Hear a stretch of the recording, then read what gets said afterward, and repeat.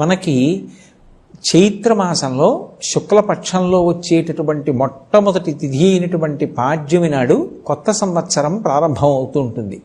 మనం చాంద్రమానాన్ని అనుసరిస్తాం 60 సంవత్సరములు. ఈ 60 సంవత్సరములే మళ్ళీ వృత్తంగా తిరుగుతూ ఉంటాయి. అందులో మొట్టమొదటి నెల అయినటువంటి చైత్రమాసంలో మొట్టమొదటి పక్షమైన శుక్లపక్షంలో మొట్టమొదటి తిథి అయినటువంటి పాడ్యమి నాడు కొత్త సంవత్సరం ప్రారంభమవుతుంది. ఋషులే కొత్త సంవత్సరం ప్రారంభమైనప్పుడు దాన్ని అనుష్ఠించి తత్సంబంధమైనటువంటి ప్రయోజనాల్ని పొందడానికి కావలసినటువంటి రీతిని నిర్ణయం చేశారు. మనం సంవత్సరాది జరుపుకోవడం ఒక ప్రత్యేకమైనటువంటి విధానంలో జరుపుకోవాలి. సంవత్సరాది నాడు విధింపబడినటువంటి ప్రధానమైనటువంటి కర్తవ్యం ప్రాతకాలంలో స్నానం చెయ్యడం. సూర్యోదయాత్ పూర్వమే నిద్రలేచి ప్రథమయామంలోనే స్నానం పూర్తి చెయ్యాలి. ఒక యామమునకు 3 గంటలు, ఒక రోజులో 8 యామములుంటాయి. 8 మూళ్ళు 24 గంటలు. ఈ 24 గంటల కాలంలో ప్రథమయామం ఏది ఉంటుందో దాన్ని బ్రాహ్మీ ముహూర్తము అంటారు. ఆ బ్రాహ్మీ ముహూర్తంలోనే స్నానం చెయ్యాలి. ఆ స్నానం చేసేటప్పుడు కూడా అభ్యంగన స్నానం చెయ్యాలి. అభ్యంగన స్నానము అంటే తల మొదలుగా పాదముల వరకు నీరు పోసుకుని స్నానం చెయ్యడం. తలంటి స్నానము అంటారు కదూ, అటువంటి స్నానం చెయ్యాలి. ఆ స్నానం చేసేటప్పుడు ఇంట్లో ఉన్నటువంటి పెద్దవాళ్ల చేత ఆ నువ్వుల నూనె మాడు మీద పెట్టించుకుని ఆశీర్వచనం చేయించుకుంటారు. ఎందుచేత అంటే తైలాభ్యంగన స్నానం చేసినటువంటి కారణం చేత అలక్ష్మి పరిహారం అవుతుంది. లక్ష్మీదేవి యొక్క అనుగ్రహం కలుగుతుంది. మనం శ్రీ సూక్త పఠనం చేసేటప్పుడు అడుగుతాం, అమ్మ నాకు క్షుత్పిపాసామలాం జ్యేష్ఠాం అలక్ష్మీం నాశయాం యహం అభూతిమసమృద్ధించ సర్వాన్ నిర్నుదమే గృహాత్ అని అడుగుతాం. మా ఇంట్లో ఆకలి, దప్పిక, మలినము ఇటువంటివి ఉండకూడదు. లక్ష్మీదేవి కన్నా ముందు పుట్టినటువంటి జ్యేష్ఠాదేవి స్వరూపమైనటువంటి దారిద్ర్యం ఏదుందో అది తొలగిపోవాలి. నేను పుత్రులతోటి, మిత్రులతోటి, సంపత్తితోటి, వాహనాలతోటి భోజనం చెయ్యాలని సంకల్పం చేసినప్పుడు కావలసినటువంటి పదార్థాలతోటి, దాన్ని జీర్ణం చేసుకోగలిగినటువంటి ఆరోగ్య వ్యవస్థతోటి నేను సంతోషంగా ఉండాలి. అలా ఉండేటట్టుగా నన్ను అనుగ్రహించు అని మనం తెల్లవారి లేస్తే శ్రీ సూక్త మంత్రాలతో పరదేవతని అడుగుతూ ఉంటాం. అలా అడగడానికి పర్యవసానంగానే సంవత్సరాది నాడు మొట్టమొదటి యామంలో బ్రాహ్మీ ముహూర్తంలో తలంటు స్నానం ఆచరిస్తారు. ఆ తైలాభ్యంగన స్నానం ఆచరించినటువంటి కారణం చేత అలక్ష్మి పరిహారమై లక్ష్మీ కటాక్షం కలుగుతుంది.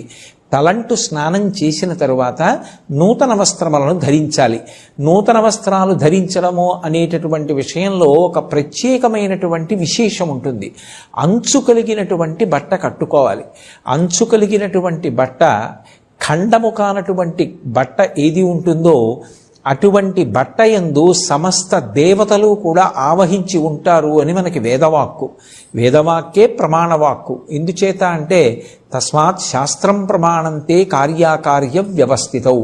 ఏదైనా ఒక పని చెయ్యాలి అంటే శాస్త్రాన్ని ప్రమాణం చేసుకొని చెయ్యాలి. శాస్త్రమే వేదము. ఆ వేదం చెప్పినటువంటి మాట వస్త్రాన్ని ఆవహించి దేవతలు ఉంటారు. అందుకే అంచు కలిగినటువంటి బట్టని ధరించినటువంటి కారణం చేత దేవతల యొక్క అనుగ్రహం కలిగి తత్కారణం చేత దీర్ఘాయుర్దాయాన్ని పొందుతాడు. అందుకే నూతన వస్త్రధారణ చేసి తదనంతరం ఇంట్లో ఉండేటటువంటి కులదైవానికి నమస్కారం చేస్తారు. నమస్కారం చేసి ఆ రోజున ప్రత్యేకించి ఒక ప్రసాదాన్ని భగవంతుడికి నివేదన చేసినటువంటి శేషం ఏది ఉంటుందో దాన్ని పుచ్చుకుంటారు. ఈశ్వరుడికి నివేదన చేసినటువంటి పదార్థం ఏది ఉంటుందో దాన్నే ప్రసాదము అంటారు. అయితే ఆ రోజు భగవంతుడికి నివేదన చేసేటటువంటి ప్రసాదం ఒక విశేషంతో కూడుకున్నదై ఉంటుంది. అది ఎలా తయారు చెయ్యాలి అన్నదాన్ని కూడా శాస్త్రమే మనకి చెప్పింది. తద్వర్షాదౌ నింబసుమం శర్కరాంబ్లఘృతైర్యుతం భక్షితం పూర్వయామేస్య తద్వర్షం సౌఖ్యదాయకం అని. ఆ పదార్థాన్ని ఎలా తయారు చెయ్యాలి అంటే యద్వర్షాదౌ నింబసుమం. నింబ అంటే వేప చెట్టు. వేప చెట్టుకి పూసినటువంటి పువ్వులు ప్రధానంగా ఆ పదార్థంలో ఉండాలి. ఆ వేప చెట్టుకి కొన్ని విశేషాలు ఉంటాయి. ఆరోగ్యాన్ని ఇవ్వగలిగినటువంటి చెట్టు ఏది అంటే వేప చెట్టు. అందుకే నింబవృక్షం గురించి వ్యాఖ్యానం చేస్తూ అమరకోశం ఒక మాట అంటుంది, వేప చెట్టుని ఆశ్రయించి ఉండడం, వేప చెట్టు కింద పడుకోవడం, వేప చెట్టు యొక్క గాలి పీల్చడం ఆరోగ్యానికి పరమకారణములై ఉంటాయి. అంత గొప్పది వేప చెట్టు. అది పరదేవత యొక్క అనుగ్రహం. అటువంటి వేప చెట్టు ఈ చైత్రమాసం వచ్చేటప్పటికి వసంత ఋతువు వస్తోంది అనేటప్పటికీ పువ్వు పూస్తుంది. ఆ పువ్వులో విశేషమైనటువంటి రోగ నిరోధక శక్తి ఉంటుంది, ఆ క్రిమి సంహారక శక్తి ఉంటుంది. అటువంటి వేప పువ్వుని నీటిలో కలుపుతారు. తద్వర్షాదౌ నింబసుమం శర్కరాం లఘృతైర్యుతం. శర్కర అంటే ఇక్కడ బెల్లము అని అర్థం చేసుకోవాలి. బెల్లానికి ఒక్కదానికే నిలవదోషం లేదు. అందుకే భగవంతుడికి ఏదైనా పిండి పదార్థం తయారు చేసి నివేదన చేసినా, లేదా పళ్ళు మొదలైనటువంటివి నివేదన చేసినా కూడా నివేదన చేసేటటువంటి సంభారంతో పాటుగా ఒక బెల్లంగడ్డ కూడా నివేదన చేస్తారు. బెల్లంగడ్డ మంగళద్రవ్యమే కాదు, దానికి నిలవదోషం కూడా ఉండదు. అది ఇంట్లో ఎంతకాలం నిలవ ఉన్నా అది నిలవ ఉన్న పదార్థంగా పరిగణనలోకి రాదు. అందుకే ఆ బెల్లంగడ్డ ఆ నీటిలో వేస్తారు. ఆ వేప పువ్వు వేసినటువంటి నీటిలో ఈ బెల్లంగడ్డ వేసి ఆమ్ల ఘృతైర్యుతం. ఆమ్ల అంటే చింతపండుతో కలిసినటువంటి పులుసు, చిక్కని పులుసు పదార్థంలా తయారు చేయబడినటువంటి దానిలో ఈ బెల్లం ముక్క నాని కరుగుతాయి. వేప పువ్వు యొక్క సారము దిగి వేప పువ్వు పైన తేలుతూ ఉంటుంది. అందులో ఘృతైర్యుతం, ఆవు నీతిని కలపాలి. లోకంలో మూడింటిని అమృతంతో సమానంగా చెప్తారు. ఘృతం పిబీత్ అంటుంది, అందుకే వేదం. ఆవు నెయ్యి అమృతంతో సమానం. 2 మంచినీళ్లు, మంచినీళ్లు అమృతంతో సమానం. అందుకే ప్రాణోత్క్రమణం అయినప్పుడు స్పృహ తప్పిపోతే వెంటనే నీళ్లు తెచ్చి ముఖం మీద చిలకరిస్తారు. ఆ నీళ్లు ముఖం మీద పడగానే తమ తమ స్థానముల నుండి ఉద్గతమైనటువంటి ప్రాణములు కూడా వెనక్కి వస్తాయి. అలా అమృతంతో సమానమైనది ఏది అంటే నీరు, అమృతంతో సమానమైనది ఏది అంటే ఆవు నెయ్యి. అమృతంతో సమానం అమృతమే. కాబట్టి ఈ 3 అమృతములే అని చెప్పబడతాయి. అటువంటి ఆవు నీతిని కలపాలి. ఈ పదార్థములను ప్రధానంగా కలుపుతారు. లోకంలో ఏ చెట్టుకి కూడా భగవంతుని యొక్క పేరు లేదు, కానీ ఒక్క మామిడి చెట్టు యొక్క పేరు మాత్రము రసాలము అంటారు సంస్కృతంలో. భగవంతుడికి పేరు రసోవై సహా. భగవంతుని పేరు కలిగినటువంటి చెట్టు మామిడి చెట్టు. పైగా దాని ఆకులు ప్రతి మంగళ కార్యమునందు వినియోగపడతాయి. విశేషించి దానిని ఊరుగాయగా నిలవ ఉంచుకుని కూడా తింటూ ఉంటారు. కారణం దాని యందు అంత ఓషధీ శక్తి ఉండడమే. అంత గొప్పదైనటువంటి మామిడి ముక్కలు కూడా కలుపుకోవడం అనేటటువంటిది సంప్రదాయంలో అలవాటుగా ఉంది.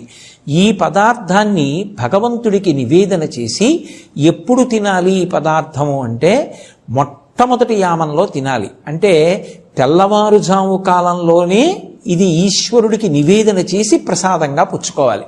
అంటే ఈశ్వరుడికి దీన్ని నివేదన చెయ్యాలి అంటే దానికి పూర్వాంగంలోనే స్నానాది కార్యక్రమములు పూర్తయిపోవాలి.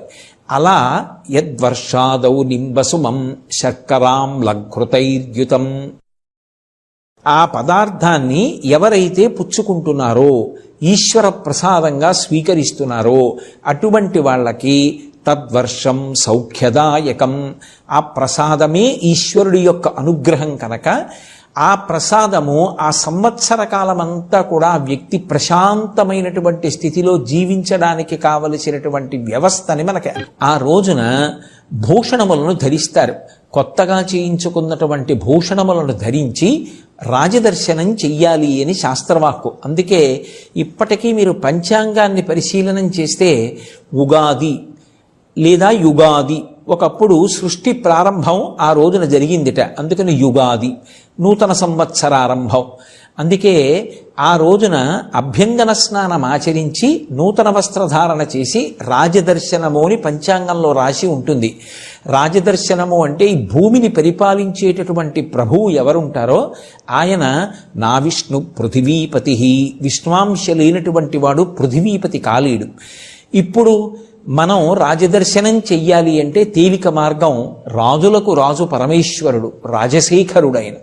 అందుకే రాజన్మత్తమరాళమందగమనాం రాజీవపత్రేక్షణాం రాజీవ ప్రభవాది దేవ మకుటై రాజత్పదాంబోరుహాం రాజీవాయతపత్రమండిత కుచాం రాజాధిరాజేశ్వరీం శ్రీశైలస్థలవాసినీం భగవతీం శ్రీమాతరం భావయే అంటారు. ఆ జగదంబ కన్నా పరమేశ్వరుడి కన్నా రాజాధిరాజులు ఎవరుంటారు? అందుకే చక్కగా ఆ రోజున శివాలయానికి వెళ్ళి మనం పార్వతీ పరమేశ్వరుల యొక్క దర్శనం చెయ్యాలి. ఎందుచేత అంటే జగత పితరౌ వందే పార్వతీ పరమేశ్వరవు, ఈ జగత్తుకంతటికీ కూడా తల్లిదండ్రులు వాళ్ళు. లేదు లక్ష్మీనారాయణ దర్శనం చెయ్యవచ్చు. చక్కగా విష్ణువాలయానికి వెళ్ళి ఆ స్వామి దర్శనం, జగన్మాతయే లోకమాత అయినటువంటి లక్ష్మీదేవి దర్శనం కూడా అదే స్థాయిలో ఫలితాన్ని ఇస్తాయి. శివకేశవుల మధ్య అభేదం పాటించడం అనేటటువంటిది జీవితంలో ప్రధానంగా అలవాటు కావాలి. ఆ రోజున తప్పకుండా చెయ్యవలసినటువంటి పనులలో ఒకటి గోపూజ చేసి వృషభ పూజ చెయ్యాలి. ఎందుచేత అంటే ఎద్దు యొక్క డెక్కల నుండి స్రవించినటువంటి అమృత బిందువుల వలన పంట బాగా వృద్ధిలోకి వచ్చి చక్షు సంబంధమైన వ్యాధులు రాకుండా ప్రజల్ని కాపాడుతుంది. అంత గొప్పగా ముఖభాగము చేత అనుగ్రహించగలిగినది వృషభము, పృష్ఠభాగము చేత అనుగ్రహించగలిగినది గోవు. సమస్త దేవతలు గోవు యొక్క శరీరమును ఆవహించి ఉంటారు. అందుకే ఆ రోజు తప్పకుండా గోవు యొక్క దర్శనం చేసి గోవుకి ప్రదక్షిణం చేసి నమస్కరించి కాస్త గోగ్రాసం పెట్టి వృషభ పూజ చేసి వస్తే విశేషమైనటువంటి ఫలితం కలుగుతుంది. అలాగే ఆ రోజున తప్పకుండా పంచాంగానికి పూజ చేస్తారు. పంచాంగము అంటే 5 అంగములు కలిగినది అని అర్థం. తిథి, వారము, నక్షత్రము, కరణము, యోగము అంటారు. ఈ పంచాంగంలో ఒక సంవత్సర కాలాన్ని ప్రమాణం చేసుకుని ఆ కాలమునందు గ్రహములు ఎలా కదులుతున్నాయో, ఆ గ్రహములు ఏ ఏ ఫలితాల్ని ఇవ్వబోతున్నాయో దాని చేత ఆయా నక్షత్ర పాదముల యందు జన్మించినటువంటి జాతకులు పొందబోయేటటువంటి శుభాశుభ ఫలితములు ఎలా ఉంటాయో, ఆదాయ కందాయ వివరాలు ఎలా ఉంటాయో, రాజపూజ్యము అవమానము ఎలా ఉంటాయో ఇవన్నీ తెలియచెప్పబడతాయి. ఎందుకు ఇవన్నీ చదువుకోవడం అంటే గ్రహములకు స్వాతంత్ర్యం లేదు, అవి ఈశ్వరుడికి వశవర్తి అయి ఉంటాయి. రాబోయే కాలం ఇలా ఉంటుంది అని తెలిసిందనుకోండి, బెంగ పెట్టుకోవలసిన అవసరం ఉండదు. భగవంతుణ్ణి చక్కగా భక్తితో ఆరాధన చేస్తే భక్తికి ప్రసన్నుడైనటువంటి పరమాత్మ గ్రహములను ఆదేశిస్తాడు. వీడు భక్తితో జీవిస్తున్నాడు కనుక వీడికి తీవ్రమైనటువంటి ఫలితములను ఇవ్వకు, వాడు తట్టుకోగలిగినంత కష్టాన్ని మాత్రమే ఇచ్చి అనుగ్రహించమని శాసించి వాడు గత జన్మలలో చేసుకున్నటువంటి కర్మల వలన పొందవలసినటువంటి పరమ భయంకరమైనటువంటి దుఃఖాన్ని కూడా భరించగలిగినంత దుఃఖంగా మార్చి ఆ ఫలితాన్ని అక్కడతో పరిమార్చేటట్టుగా అనుగ్రహించగలిగినటువంటి దివ్యశక్తి సంపన్నుడు ఈశ్వరుడు ఒక్కడే. ఆ ఈశ్వరారాధన చేసి తనని, తన కుటుంబాన్ని, తన దేశాన్ని రక్షించుకోవడానికి కావలసినటువంటి మార్గదర్శనం పంచాంగ శ్రవణం చేత, పంచాంగ పూజ చేత లభిస్తుంది. అసలు పంచాంగం ప్రతిరోజు చూడాలి.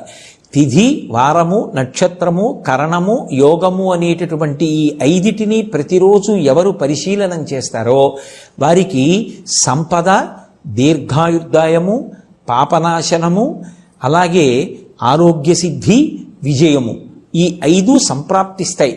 అందుకే ఆ రోజున పూజామందిరంలో పంచాంగం ఉంచి పూజించి తీసి ఇంట్లో ఉన్న వాళ్ళందరికీ సంబంధించినటువంటి రాశి ఫలితాలన్నీ చదువుకుని, ఒకవేళ బాగా కలిసి వచ్చే కాలమైతే ఏ విధమైనటువంటి అహంకృతిని, అతిశయాన్ని పొందకుండా దాన్ని భగవంతుని యొక్క ప్రసాదంగా స్వీకరించి సమతౌల్యముతో కూడుకున్నటువంటి బుద్ధితో ప్రవర్తిస్తాడు. ఒకవేళ ఏదైనా ఉపద్రవం పొంచి ఉంది అని చెప్పబడినప్పటికీ ఏ బెంగా పెట్టుకోకుండా దాని నుంచి ఉద్ధరించగలిగినటువంటి పరమశక్తి సంపన్నుడైనటువంటి పరమేశ్వరుని యొక్క పాదార విందములను ఆశ్రయించి కష్టముల నుంచి పైకొచ్చి సంతోషంగా జీవితాన్ని గడిపి భక్తి యందు మరింత దృఢంగా ఊంచుకుని నిలబడగలిగినటువంటి స్థితిని పొందుతాడు. అందుకే ఆ రోజు తప్పకుండా అందరూ పంచాంగ శ్రవణం చెయ్యాలి. మన తెలుగు జాతి యొక్క సంస్కృతి సంప్రదాయమైనటువంటి కట్టు బొట్టు పాటించాలి. చక్కగా అందరూ ఆ అంచు కలిగినటువంటి బట్టని అథవా పంచకట్టుగా కాకపోతే గూడకట్టుగానైనా కట్టుకోవాలి. పంచకట్టుకోవడం అనేటటువంటిది తెలుగు జాతి యొక్క సంప్రదాయం. అలా చక్కగా పంచకట్టు కట్టుకుని దేవాలయానికి వెళ్ళి ఈశ్వరుణ్ణి సందర్శించాలి. అలాగే ఇంట్లో పెద్దలైనటువంటి తల్లిదండ్రులకి ప్రదక్షిణం చేసి నమస్కారం చేసి, ఎక్కడ ఉన్న గురువుగారి దర్శనం చేసి గురువుగారికి నమస్కారం చేసి గురువుగారి యొక్క ఆశీర్వచనాన్ని పొందాలి. ఇవన్నీ కూడా మనం చెయ్యవలసినటువంటి విశేషాలు. వసంత నవరాత్రములు ప్రారంభమవుతాయి కాబట్టి వసంత ఋతువు ఎంత లక్ష్మీకారకమో, వాతావరణం కొద్దిగా భరించడానికి ఇబ్బందికరంగా ఉండేటటువంటి కాలం కనుక చక్కగా విసిని కర్రలు ఆ సమయానికి అందుబాటులో ఉంటే మామిడి పళ్ళు, మల్లెపూల దండలు, పన్నీరు, పానకం ఇటువంటి వాటిని 10 మందికి అందించడం, చలివేంద్రాన్ని ప్రారంభించడం, ఇంకా జనులు దాహార్తిని పొందేటటువంటి కాలం. బాటసారులు వెళ్ళిపోతుంటారు, వాళ్ళకి దాహం వేస్తుంది. పట్టెడు నీళ్లు, చల్లటి నీళ్లు ఎవరు అందిస్తాడో వాడు విశేషమైనటువంటి ఫలితాన్ని పొందుతాడు. అందుకే చక్కగా చలివేంద్రాలు ప్రారంభించడం. అలాగే మనకి కలిగినంతలో 10 మందికి చలవ చేసేటటువంటి పదార్థాలు అంటే మజ్జిగ లాంటివి ఇవ్వగలిగినటువంటి స్థితిని ఏర్పాటు చేసుకోవడం, ఇవన్నీ కూడా దేశకాలముల యందు తరించడానికి, పుణ్యాన్ని సముపార్జించుకోవడానికి యోగ్యమైనటువంటి విశేషాలు. అలాగే వసంత నవరాత్రులు చేసి చక్కగా ఆ భగవంతుని యొక్క పరమ అనుగ్రహాన్ని పొంది అందరూ తరించేటటువంటి యోగ్యమైన కాలం. అందుకే ఈ నూతన సంవత్సరం వచ్చింది అంటే కేవలం ఏదో ఇంద్రియముల యొక్క ప్రకోపాన్ని శాంతింపచేసుకోవడానికి అనుసరించవలసినటువంటి విధానంగా కాకుండా, అర్థం లేనటువంటి విధి విధానాలు పాటించడం కాకుండా శాస్త్రప్రోక్తమైనటువంటి పద్ధతిని పాటించి కొత్త సంవత్సరం ప్రారంభమవుతోంది కనుక భగవంతుని యొక్క అనుగ్రహంతో ఆ సంవత్సరం తాను, తన కుటుంబ సభ్యులు, తన సమాజము, తన రాష్ట్రము, దేశము, యావత్ ప్రపంచము కూడా పరమ ప్రశాంతంగా ఉండడానికి కావలసిన రీతిలో ఈశ్వరారాధన చేసి అనుగ్రహాన్ని పొందాలి. ఓయ్ ఇంద్ర, నేను కానీ దుర్వాసుడు కానీ సమస్త దేవతలు కానీ ఎప్పుడు సంతోషిస్తారో తెలుసా? శ్రీమన్నారాయణుడికి తిరిగి నమస్కరించినప్పుడే సంతోషిస్తాం. మాకు నమస్కరించి శ్రీమన్నారాయణ అనుగ్రహాన్ని పొందడం కాదు, శ్రీమన్నారాయణునికి నమస్కరిస్తే మేమందరం నీకు వాప్తులవుతాం. ఎలాగంటే, చెట్టు యొక్క నీడ కావలసిన వాడు నీడనిచ్చే కొమ్మలకి నీళ్లు పోస్తాను, నేను మొదలకి నీళ్లు పొయ్యనంటే కొమ్మలు నీడనిస్తాయా? మొదలకు నీళ్లు పోయినప్పుడు మాడిపోతాయి. చెట్టు మొదల్లో నీళ్లు పోసిన వాడికి మొదట్లో నీళ్లు పోసావు, మేమెందుకు నీళ్ళిస్తాం, ఆ మొదల దగ్గరే కూర్చో అని కొమ్మలంటాయా? పళ్ళిస్తాయి, నీడిస్తాయి, అన్నీ ఇస్తాయి. అలా అన్నిటికీ మూలమైన వాడెవడో వాడి పాదాలు పట్టుకోవయా. వాడు శ్రీమన్నారాయణుడు, వాడికి కోపం ఉండదు, వాడికి ద్వేషం ఉండదు. అటువంటి వాడిని ప్రార్థన చేద్దాం.